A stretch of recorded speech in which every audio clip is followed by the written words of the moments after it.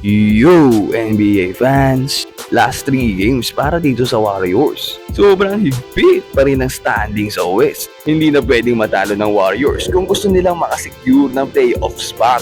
Kaharap nga nila itong Spurs na currently ay walang star player. Dahil injured si Fox at Wembanyama, siguro naman na imposible na silang matalo dito, di ba?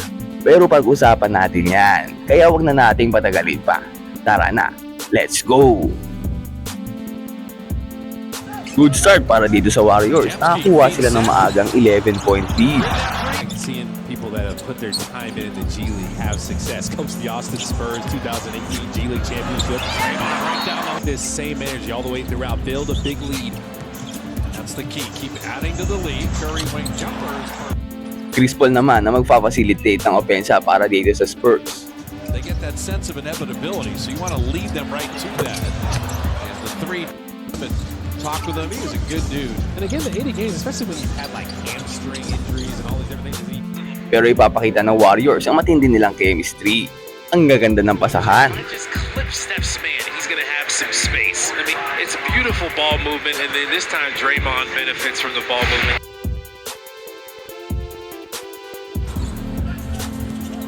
No need the decision maker, and perfectly minutes now. Demski, Jimmy Butler, picking a corner threes, and a couple vision issues. His shooting has come around because he feels so much better. Natapos ang first quarter, 32-23 in favor of Golden State, up by 9. Start ng second quarter, etong si Harrison Barnes magpapakawala ng 2 tres. Harrison Barnes, shot clock is 3. Harrison Barnes checked it. Demski flew by, and Barnes. Isa namang magandang end one play dito para kay Steph. Mag-acrobatics pa nga. Mag-iinit naman para sa Spurs ang potential rookie of the year na si Castle. Spurs getting on the clock. Do it so many times. Just step up, level up at the right time. Castle. Sell out to Castle. And the lob back to him. Perfectly done. At naku po, lumamang pa ng 4 ang Spurs before the end of the half. 55-51 ang score. Third quarter, 2 straight buckets mula kay Moody para sa Golden State. Moody right down the lane. At dito, Steph Curry takes over. Nagising na. Curry, 3 in transition. Curry, that look in his eye right now. Pajemski didn't settle for the 3. Brandon on the D-cell to lay it up and in. Antonio, this is a chance to get into the bonus and live at the line this quarter. Steph Curry's got back to Jimmy. Passed up a shot because Curry's got a 3. Steph's got 11 in the quarter, 21 in the game. 1 out of 2. They can try to track it down, but Buddy Hield would grab it. Steph for 3. Yes, sir! Muli na nga nakuha ng Warriors dito ang kalamangan. At tuwang-tuwa nga si Steph dito, napayakap pa kay Hield. End of third quarter, 88-76 ang score, lamang ng 12 ang Warriors. Pero hindi pa tapos dito ang Spurs. Susubukan nilang palitin ng lamang. Samantalang, pipigilan naman yan ni Steph at Butler.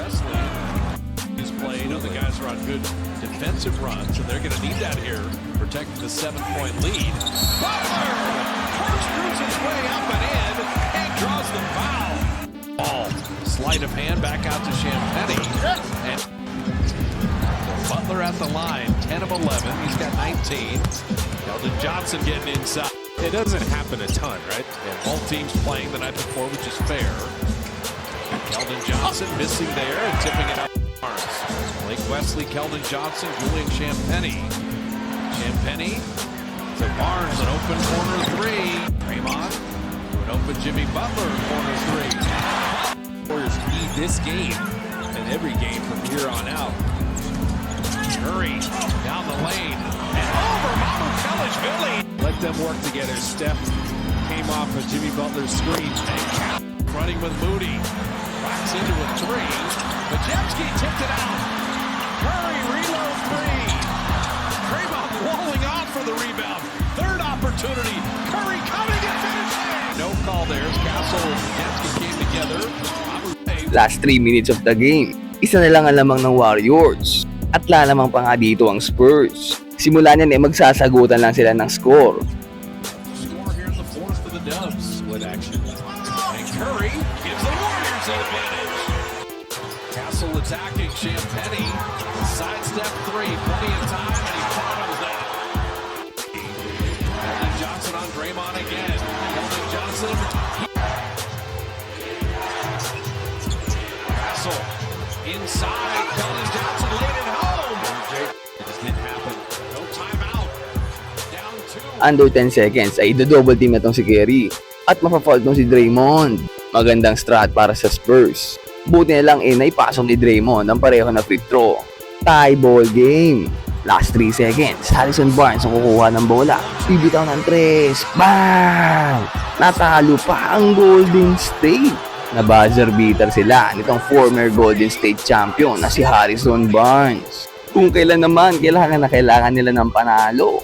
Kitang-kita ang pagkadismaya ni Curry Hindi naman sa minamaliit natin ang Spurs. Pero kasi kung ikukumpara mo sa ibang team, mahina pa to. Wala pa ang mga star player. Sure win na dapat Nakapagtala nga tong si Steph ng 30 points. 28 naman para kay Butler. Pero bitin pa rin At ayun, lumaglag na naman nga sa number 7 spot itong Warriors. Kung nanalo sila, dapat meron silang 48-32 na standing at may chance na maging number 4. Para makapasok sa playoffs, kailangan matalo nitong Memphis Grizzlies sa kanilang 3 huling games kung saan makakatapat nila ang Wolves ni Edwards, Nuggets ni Jokic at Mavericks ni Anthony Davis. Kailangan namang may panalo ng Warriors ang last 2 games sila against Blazers at ang huling game nila against dito sa mainit na Los Angeles Clippers na pinapangunahan ni Kawhi at Harden. Meron ngang 6-game win streak itong Clippers.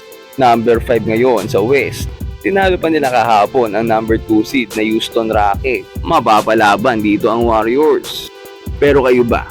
Ano sa tingin nyo mga idol?